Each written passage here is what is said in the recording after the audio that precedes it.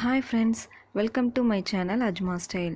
நாம் இன்றைக்கி பார்க்க போகிற ரெசிபி என்னென்னா, பாஸ்தா வச்சு செய்யக்கூடிய ஒரு சிம்பிளான ஈஸியான ஒரு ரெசிபி தாங்க பார்க்க போகிறோம். இது அவ்வளோ டேஸ்ட்டாக இருக்கும். இதை எப்படி செய்யலான்னு பார்க்கலாம் வாங்க. ஃபஸ்ட்டு நம்ம இந்த பாஸ்தாவை வேக வச்சு எடுத்துக்கலாம். அதுக்கு நம்ம ஒரு பாத்திரத்தில் தண்ணியை நல்லா ஹீட் பண்ணிவிட்டு அதில் நம்ம எடுத்து வச்சுருக்க நான் 1 கப் அளவு பாஸ்தா எடுத்து வச்சுருக்கேன். அதை நம்ம இது கூட ஆட் பண்ணிக்கலாம். ஆட் பண்ணிவிட்டு இதை கொஞ்சம் நேரம் ஒரு 5 நிமிஷம் போல் வேக வச்சு எடுத்துக்கலாம். இது கூட ஒரு 1/2 டேபிள் ஸ்பூன் அளவு நான் உப்பு ஆட் பண்ணிக்கிறேன்.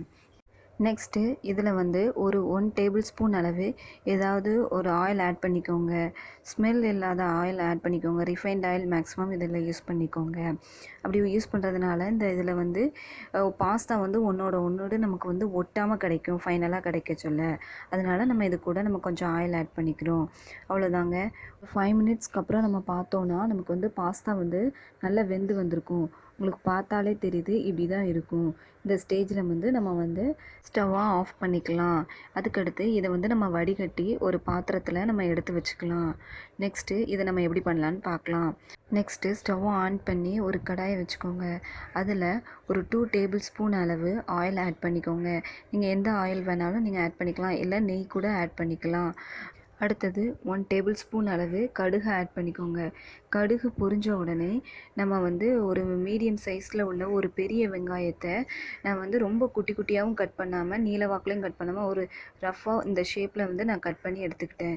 இதை இது கூட நீங்கள் ஆட் பண்ணிக்கலாம். ஸ்டவ் நம்ம மீடியம் ஃப்ளேம்லேயே இருக்கிற மாதிரி பார்த்துக்கோங்க.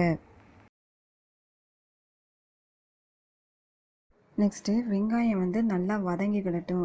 கொஞ்சம் வதங்கினதுக்கப்புறம் நம்ம இது கூட நம்ம ஒரு கொத்து அளவு கருவேப்பிலையை ஆட் பண்ணிக்கலாம். ஆட் பண்ணிவிட்டு ரெண்டையும் நல்லா மிக்ஸ் பண்ணி விடுங்க.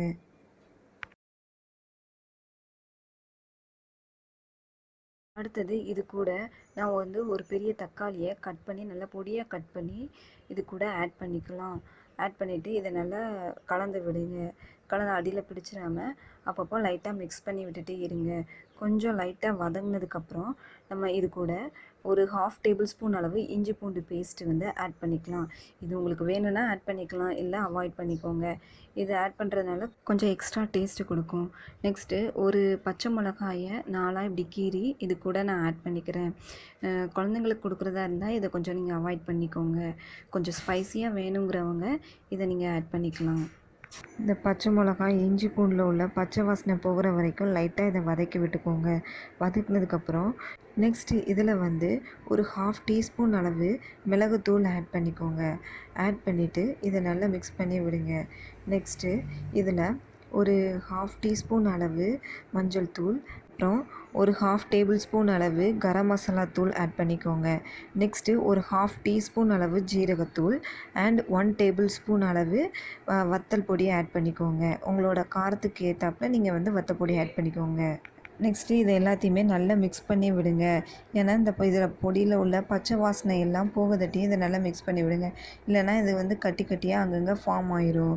நெக்ஸ்ட்டு இது கூட நம்ம இந்த டிஷ்ஷுக்கு தேவையான அளவு நம்ம ஆல்ரெடி நம்ம சால்ட்டு சேர்த்துருக்கோம் பாஸ்தா வேக வைக்கும்போது. ஸோ நம்ம இப்போ இந்த டிஷ்ஷுக்கு தேவையான அளவு ஒரு 1/2 டேபிள் ஸ்பூன் அளவு நான் உப்பு ஆட் பண்ணிக்கிறேன். உங்களுக்கு தேவையான அளவு நீங்கள் ஆட் பண்ணிக்கோங்க.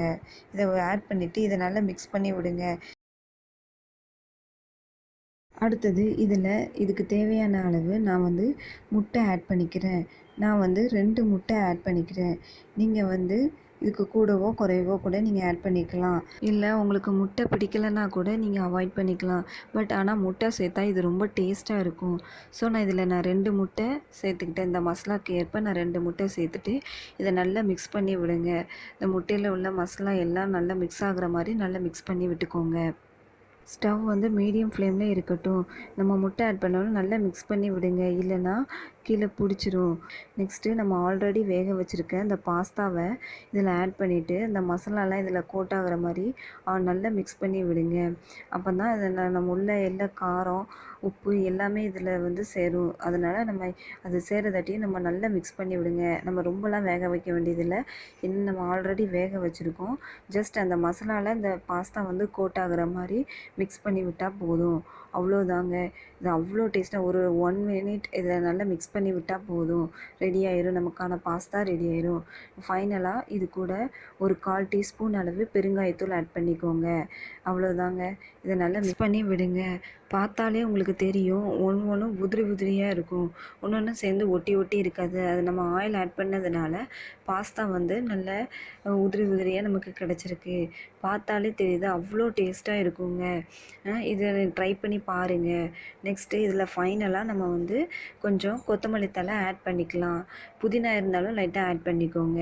அவ்வளோதாங்க. நமக்கு தேவையான நல்ல டேஸ்ட்டான பாஸ்தா ரெடி ஆயிருச்சு.